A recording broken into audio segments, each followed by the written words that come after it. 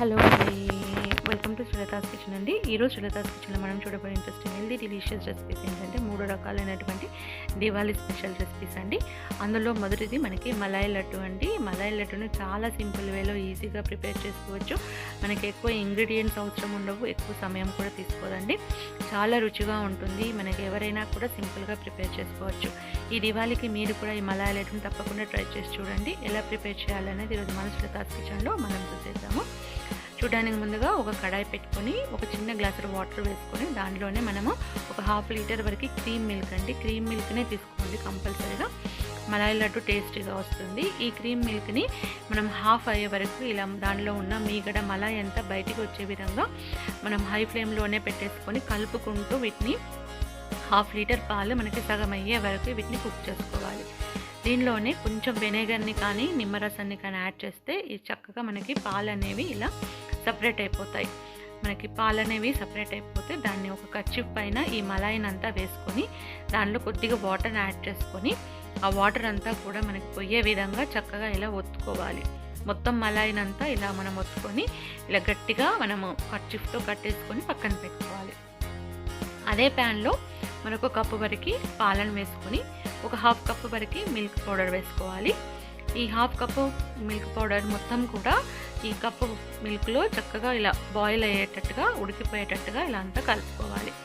ఇదంతా ఇలా మనకి చక్కగా ఉడికిపోయిన తర్వాత ఒక 1/2 కప్పు వరకు షుగర్ని కూడా యాడ్ చేసుకోవాలి. ఒక 1/2 కప్పు మిల్క్ పౌడర్కి 1/2 కప్పు షుగర్ని కూడా యాడ్ చేసుకోవాలి.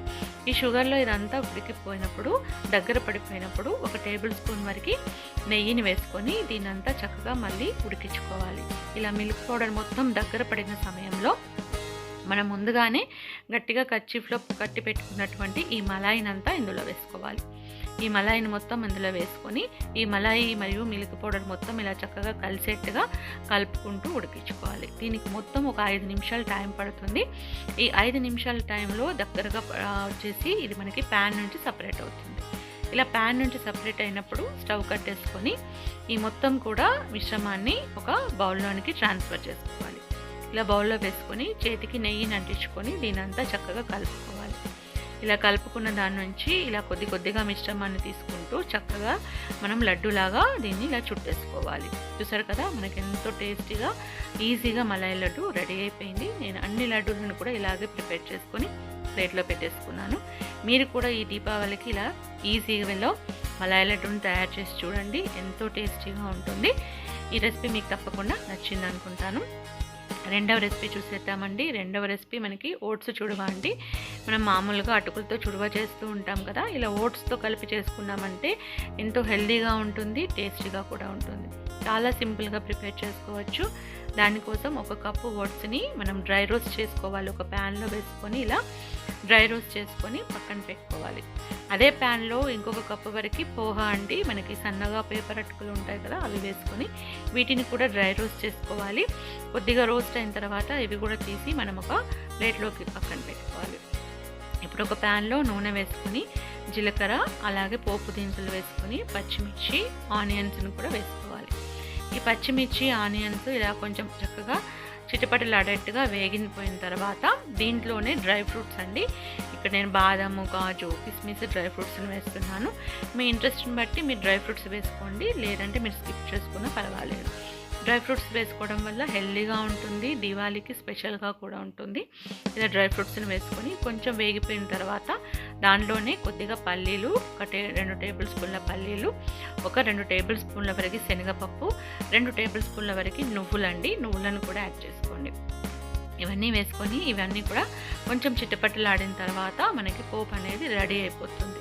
ఇలా అంతా చక్కగా వేగిపోయిన తర్వాత మీ రుచికి సరిపడినంత సాల్ట్ వేసుకోవాలి. దాంట్లోనే చిటికడంత టర్మరిక్, రుచికి సరిపడిన సాల్ట్, కొద్దిగా లైట్గా కారం కూడా వేసుకొని దానిలోనే మనం చాట్ మసాలాను కూడా యాడ్ చేసుకోవాలి.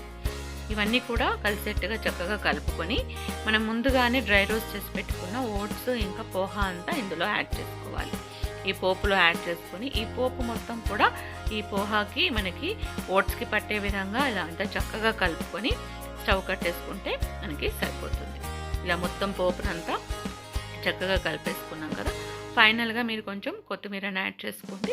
కొత్తిమీరని యాడ్ చేసుకుంటే సరిపోతుంది. కొత్తిమీరని ఇంట్రెస్ట్ ఉంటే యాడ్ చేసుకోవచ్చు, లేదంటే స్కిప్ చేసుకోవచ్చు. చక్కగా మనకి ఓట్స్ పోహా రెడీ అయిపోయింది. దీన్ని మొత్తం కూడా ఇలా బౌల్లోనికి సర్వ్ చేసుకుందాము. చూసారు కదా, మన దీవాళికి ఇలా స్పెషల్గా మీరు ఓట్స్తో పోహాను ట్రై చేసి చూడండి. ఎంతో టేస్టీగా హెల్తీగా కూడా ఉంటుంది. తప్పకుండా ట్రై చేసి చూడండి. మూడవ రెసిపీ మనకి ఇక్కడ పాలకోవా అండి. కోవాను తయారు చేస్తూ ఉంటాం కదా, మనం కలాకండ్ అంటాము దీన్నే. ఈ కలాకండ్ని స్వీట్ షాప్ స్టైల్లోనే చాలా ఈజీగా ప్రిపేర్ చేసుకోవచ్చు. ఎంతో సింపుల్ ఇంగ్రీడియంట్స్తో మనం ఈజీగా ప్రిపేర్ చేసుకోవచ్చు. దానికోసం ఒక కడాయిలో ఒక చిన్న గ్లాసు వాటర్ తీసుకొని దానిలోనే ఒక 1/2 లీటర్ వరకు క్రీమ్ మిల్క్ని యాడ్ చేసుకోవాలి. ఈ క్రీమ్ మిల్క్ని మనం ఇలా కలుపుకుంటూ ఈ 1/2 లీటర్ పాలు మనకి 1/2 లీటర్ అనేంత వరకు వీటిని చక్కగా ఇలా మలాయి మొత్తం దీని నుంచి ఇలా బయటకు వచ్చే విధంగా వీటిని బాయిల్ చేసుకోవాలి. దీంట్లోనే చిటికడంతా వెనిగర్ కానీ నిమ్మరసం కానీ యాడ్ చేసుకున్నామంటే ఇలా మనకి పాలు అనేవి విరిగిపోతాయి అన్నమాట. దీని నుంచి పాల నుంచి వాటర్ అనేవి బయటకు వచ్చేసి మలాయి మాత్రమే మనకి మిగులుతుంది. ఈ విధంగా మిగిలిన మలాయిలో 1 టేబుల్ స్పూన్ వరకు నెయ్యి, 1 కప్పు షుగర్ని కూడా యాడ్ చేసుకోవాలి. 1 కప్పు షుగర్, 1 టేబుల్ స్పూన్ వరకు నెయ్యిని ఇలా అంతా యాడ్ చేసుకొని చక్కగా ఇది దగ్గర పడేంత వరకు దీన్ని వేయించుకోవాలి. ఇది మనకి ప్యాన్ నుంచి సపరేట్ అయ్యే విధంగా దీన్ని వేయించుకోవాలి. ఇలా కొంచెం ఇలాచీ పౌడర్ని కానీ వెనిలా ఎసెన్స్ని కానీ యాడ్ చేసుకొని ప్యాన్ నుంచి ఇది సపరేట్ అయ్యే విధంగా దీన్ని అంతా ఇలా చక్కగా కలుపుకోవాలి. ప్యాన్ నుంచి సపరేట్ అయిన సమయంలో దాన్ని అంతా తీసి ఒక ప్లేట్లోనికి ఇలా మార్చుకోవాలండి. ఒక ప్లేట్లోకి వేసుకొని దీనిపైన డ్రై ఫ్రూట్స్ని వేసుకొని ఇలా అంతా ఒత్తుకొని ఒక 1 అవర్ పాటు రెస్ట్ ఇవ్వాలి. 1 అవర్ తర్వాత ఇలా చక్కగా ముక్కలుగా కట్ చేసామంటే మనకి ఎంతో చక్కగా కలాకండ్ అనేది రెడీ అయిపోతుంది. మొత్తం అన్నిటిని కూడా పీసెస్ చేసుకొని ఇలా ప్లేట్లోనికి సర్వ్ చేసుకోవడమే ఆలస్యం. చాలా సింపుల్గా కలాకండ్ అనేది రెడీ చేసుకోవచ్చండి. ఈ దీవాళికి మీరు కూడా ఇలా కలాకండ్ని ట్రై చేసి చూడండి, చాలా టేస్టీగా ఉంటుంది. ఈ 3 రకాలైన రెసిపీస్ చాలా సింపుల్ అండి, చాలా టేస్టీగా ఉంటాయి. ఈజీ వేలో మనం ప్రిపేర్ చేసుకోవచ్చు. ఈ దీవాళికి మీరు కూడా తప్పకుండా ట్రై చేసి చూడండి.